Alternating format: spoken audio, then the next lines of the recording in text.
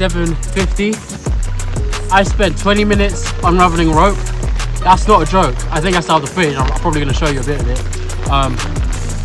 I've got 16 in total. I've only done 5.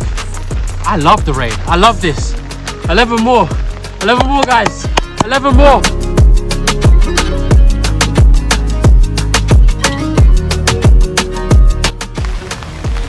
When the sessions get harder, that's when you go harder.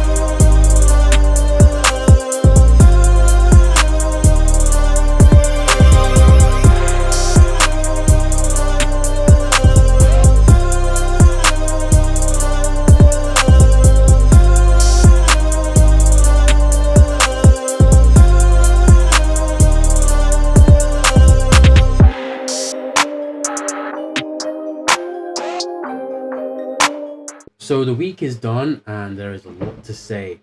So Tuesday, let's start there. The plyos weren't anything difficult, they were easy, but I have the day down as hard because that's the day I go to ExerGenie. The weight was really heavy. I was like, I need to increase the weight, so that's what I did. But something that I forgot to factor in was the friction coefficient, which is the weight you see that you set it to is not the weight that you're going to get.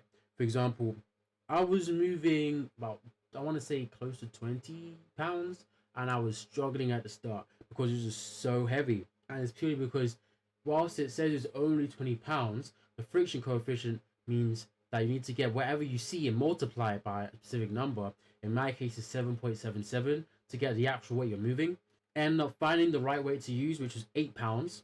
Times that by 7.77, and I'm pretty sure what you get in kilograms is 28 kilograms.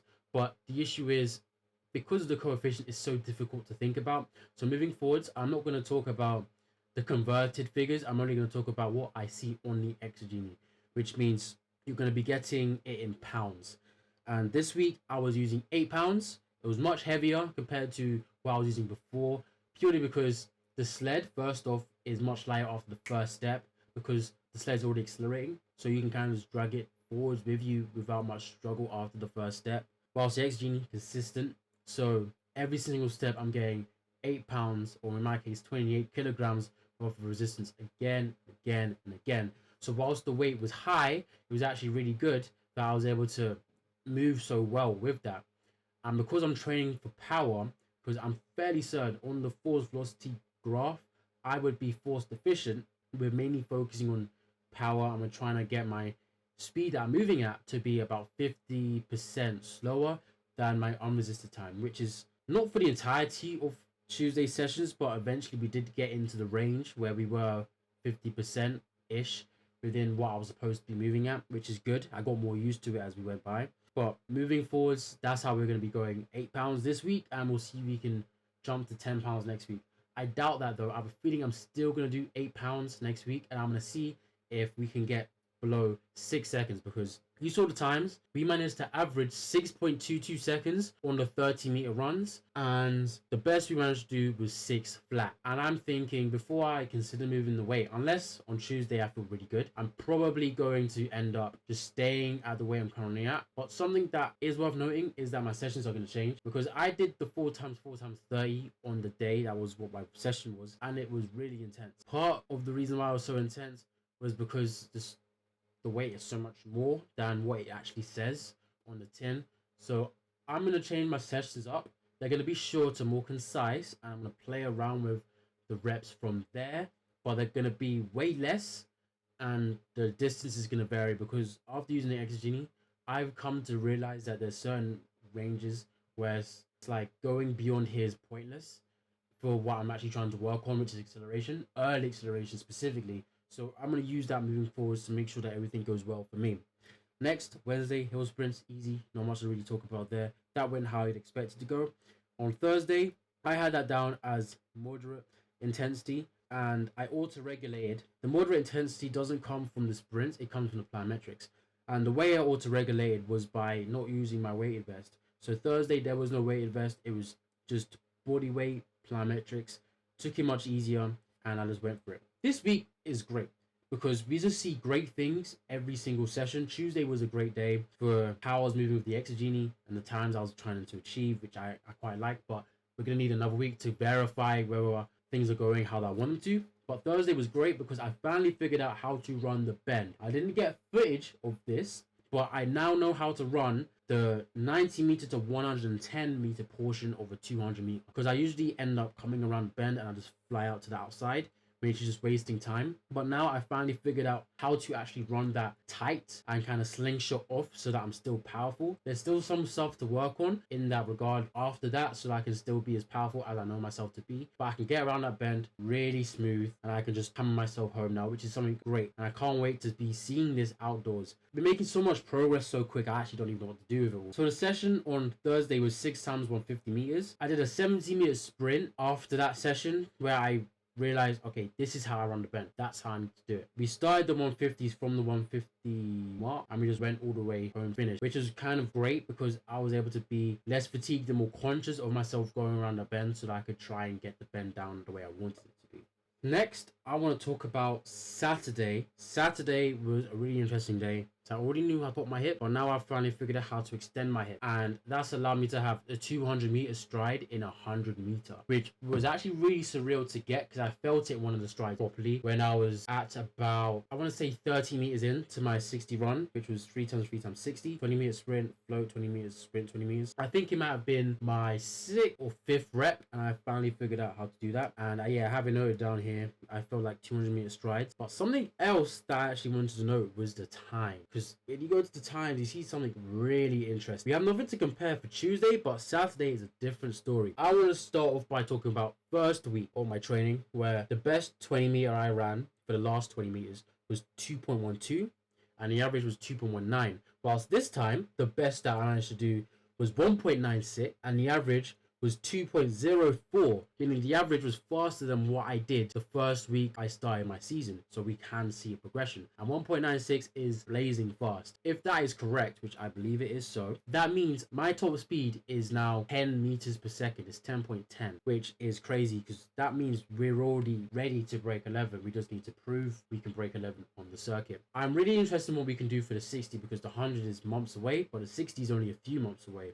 So I'm going to keep this momentum moving forwards. But something you guys noticed that was different from my other week is the fact that I included my first 20 meters. I have that time. And the reason why I had that down was because I feel like it would be interesting to have an avenue to see how fast I can run my initial 20 meters from standstill to movement outside of the ExerGenie. Not to give any spoilers away, but next week you will be seeing that on a Tuesday anyway. But I wanted to give you an opportunity to give it to you outside of an ExerGenie session so you know what I look like just raw running flat out and what we can actually expect to see. We did have the same issue with my back foot not pushing off the ground on the first step. I didn't show it purely because I just didn't think it was necessary because I fixed it afterwards. It ended up making me bend like a bow, but I fixed that a few reps in, I believe, and we weren't having that issue anymore. But overall, this week was my best week yet.